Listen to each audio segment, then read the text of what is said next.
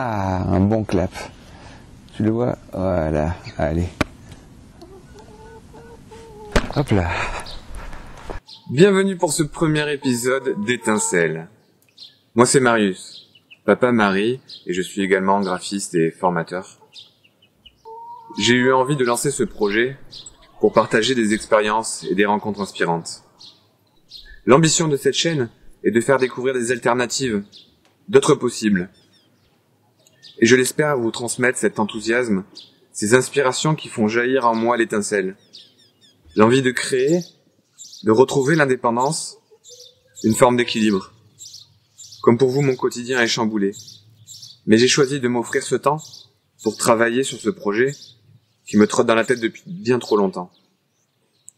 C'est beaucoup de travail, mais aussi beaucoup de plaisir de ne pas œuvrer pour le rêve d'un autre.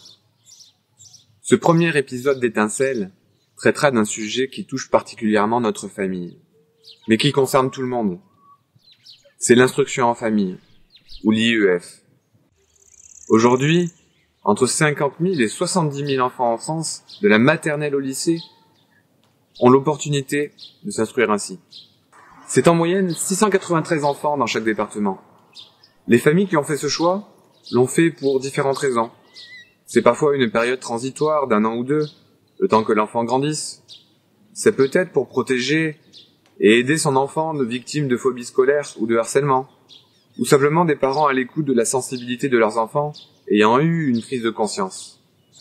Et bien d'autres exemples. Vendredi 2 octobre 2020, Emmanuel Macron fait l'annonce de sa proposition de loi interdisant aux familles d'instruire leurs enfants, sous couvert de la lutte contre le séparatisme islamiste. Cette annonce a été vécue comme une violence, une injustice intolérable et clairement inconstitutionnelle, qui bafoue encore une de nos libertés fondamentales. Article 26.3 de la Déclaration universelle des droits de l'homme. Les parents ont par priorité le droit de choisir le genre d'éducation à donner à leurs enfants.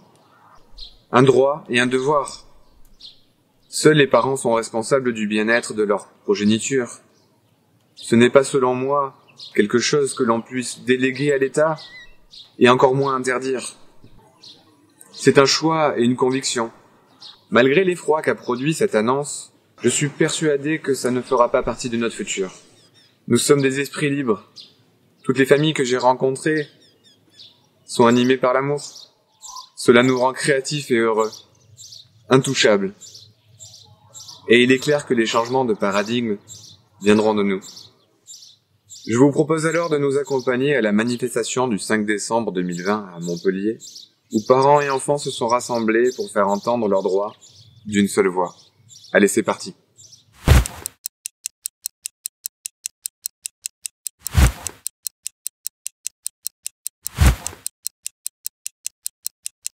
Hello. Bon, bah aujourd'hui on part en famille faire la manifestation à Montpellier. Donc on va faire la fête dans la rue à Montpellier avec plein de parents qui font l'instruction en famille. Et pour dire joyeusement qu'on n'est pas d'accord, voilà. Et ouais, que moi aussi j'ai dit comme papa. D'accord. Moi je vois plutôt ça comme une fête. Moi aussi. Et rencontrer d'autres personnes en chantant et en marchant. Bon voilà, on a une petite heure et demie de route, hein. Après il va falloir se garer.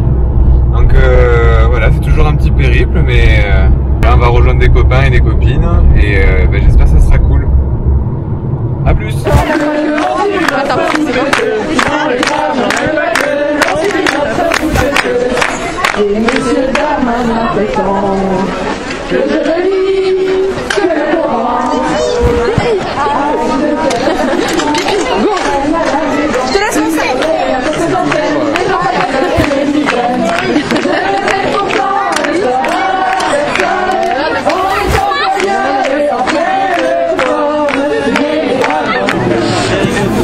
Il y a tout le monde qui est capable de faire l'instruction en famille. Le tout c'est d'écouter, d'avoir confiance en ses enfants et de... Exactement, c'est vraiment le mot-clé d'ailleurs. Je pense avoir confiance en ses enfants parce que finalement, quand on les observe, quand on est attentif, je trouve qu'on repèrent vite ce qui les attire à tel moment, tel moment, c'est très cyclique. Et du coup, si on arrive à percevoir ça, exactement, et si on arrive à percevoir ça, boum, là le canal d'absorption il est monumental. Et voilà, et je pense que c'est la vraie clé en fait. Mais c'est vrai qu'il faut avoir confiance. Tu connais André Stern? Oui. Tu vois, il dit que l'enfant est un géant et que quand on grandit, à force de couper des connexions avec les connaissances qu'on peut avoir, on devient des bonsaïs.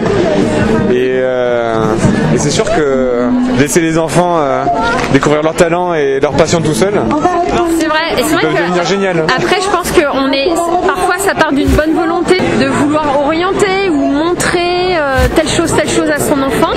Sauf que ça reste toujours malgré tout notre façon à nous de voir. Et c'est un vrai exercice de lâcher prise aussi pour l'adulte qui a le parent. On est dans une phase aussi de la société où on est de plus en plus connecté virtuellement, mais je trouve qu'on est même pas que virtuellement. assez seul en fait. On est assez seul. Enfin, humainement parlant. En tout cas dans les sociétés occidentales. Et c'est un vrai piège. Mais c'est quelque chose parfois ça peut être illusoire parfois. C'est quelque chose qu'on retrouve quand on est enfant, quand on a un instruction famille, parce que du coup tu rencontres plein de gens qui sont dans cette démarche-là. Exactement. Et les ça c'est vrai. Sont des vrais copains. Oui, on continue mon cœur. Allez,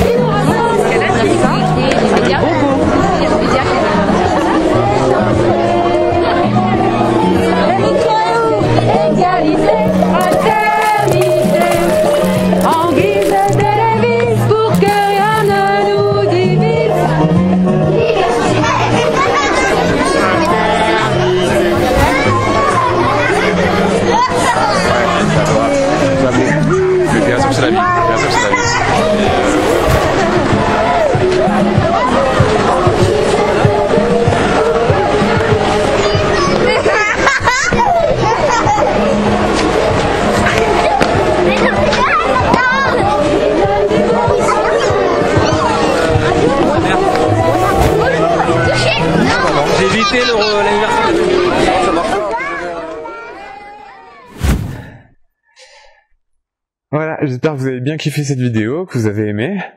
Voilà, j'ai essayé de le traiter de façon légère, de respecter l'identité des gens. Hein. Je n'ai demandé l'autorisation à personne de filmer, donc j'ai essayé de faire de mon mieux pour que les gens reconnaissables ne le soient pas. Voilà, j'espère qu'il n'y aura pas de soucis. Et n'hésitez pas à dire dans les commentaires si vous avez envie si ce que je dis vous pose des questions et que vous avez envie de lancer un sujet de conversation et que je fasse une vidéo. Ça peut être un bon moyen d'alimenter cette chaîne. Il y a plein de choses à partager. Voilà, on va essayer de traiter de plein de sujets. Instruction en famille, le potager, faire du pain, des ateliers avec des enfants, et d'aller faire des rencontres, voilà, dans des écolieux, des endroits que j'aime. Bon allez, je vous laisse. Ciao ciao.